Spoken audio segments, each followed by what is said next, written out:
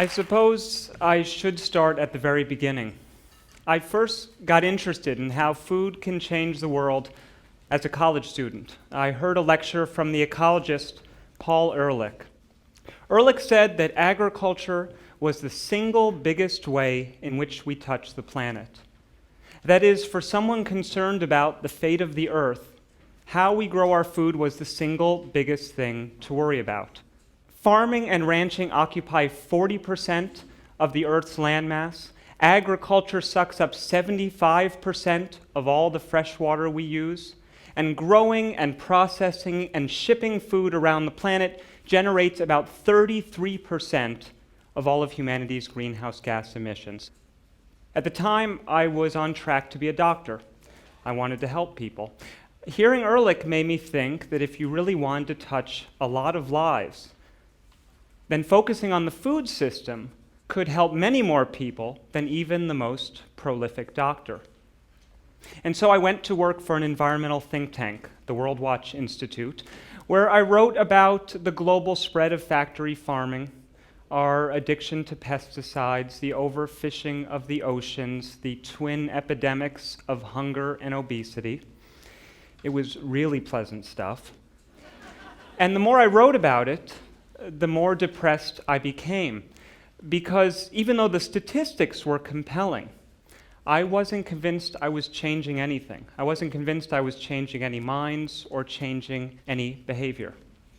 But then I wrote a book about the local food movement in America, and I started publishing an edible magazine, and I realized that what does change minds, what does inspire people to change their behavior, are the glimmers of hope that often show up on the margins. The fishing community that's rebuilding its stocks by actually fishing less. The farmers that are rejuvenating their soil without chemicals. The concerned eaters who are reviving their local food economies in solidarity with nearby farmers. And so I stand before you today as a sort of convert with a new story to share. What we eat is not the problem. It is the solution.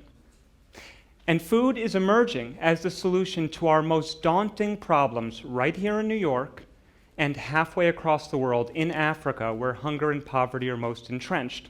So, as evidence, let me take you on a quick intercontinental journey. And we're going to start about 70 miles in that direction on the east end of Long Island. One of the things we do really well on the east end is oysters. On any given day at the Grand Central Oyster Bar, 6 or more different oysters from Long Island will show up on the menu. They have these beautiful, briny, place-based names like Mecox Bay and Peconic Pearls, like Pipes Cove and Widow's Hole, like Great Whites and Oyster Ponds and Sagaponics and Robbins Island and Fisher's Island and the ubiquitous Blue Points. Pardon me, my mouth is watering.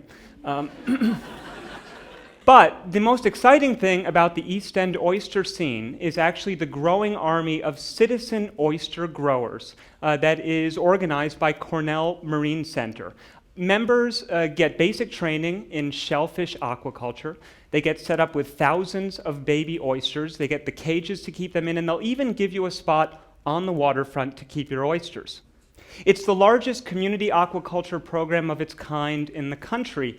And each year, it regularly seeds the Peconic Bay and the surrounding waters with millions of oysters.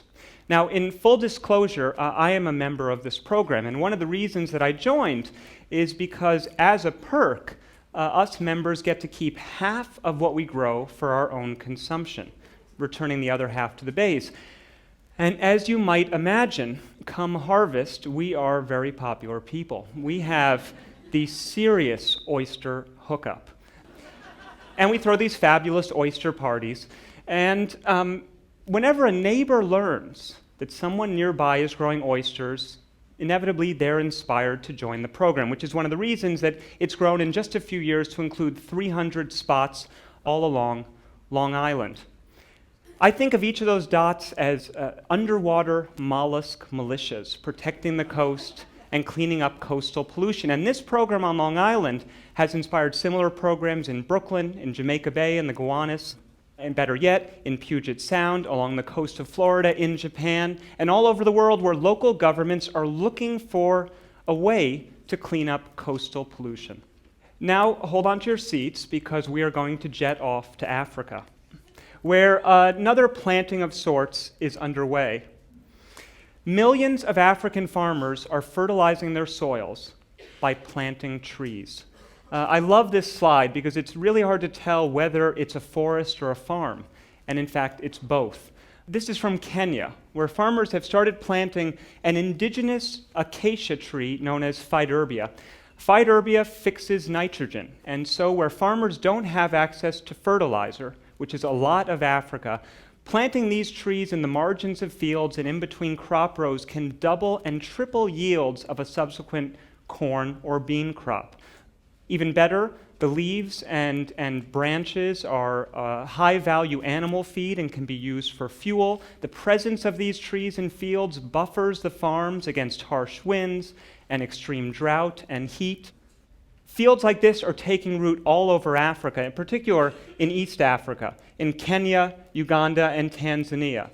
The benefits extend well beyond Africa because African farmers planting trees in their field could remove 50 billion tons of carbon dioxide from the atmosphere every year.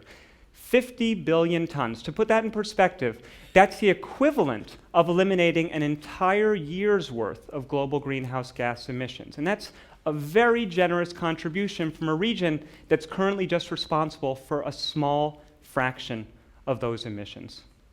So those are just two snapshots, one local and one global. But if you're really interested in finding food as a solution, if you're really interested in seeing food solving problems that we haven't been able to solve otherwise, you begin to find these examples everywhere. Consider the spread of farming in cities across Africa. Africa is urbanizing faster than the rest of the world, and so people in African cities are beginning to depend more and more on household gardens. That image comes from Kibera, which is the largest slum in Nairobi, where 150,000 women are increasing their income and improving their families' diets by planting small household gardens, including these vertical gardens in old sacks filled with dirt.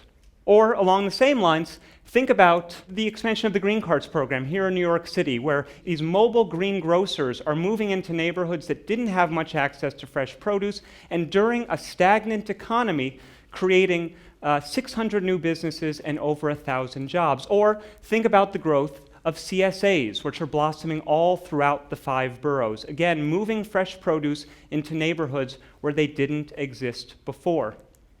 Or consider the blossoming of edible schoolyards on the east end of Long Island. A few years ago, a school in Bridgehampton put up a greenhouse and put in a school garden and a teaching kitchen, and parents and teachers and school nurses and students at all the surrounding schools got jealous and said, why can't we have the same thing at our school? And so pretty quickly, every major school on the South Fork had put in its own edible schoolyard, and they were competing against each other to see who had the best garden, who had the best greenhouse, who could work as much local apples and collard greens and corn and cauliflower into their school menu. And now, to go back to Africa, where a new pilot program from the World Food Program, the largest donor of food aid in the world, is encouraging African governments to feed kids in schools, very similar to the universal breakfast and lunch program that we have in New York City.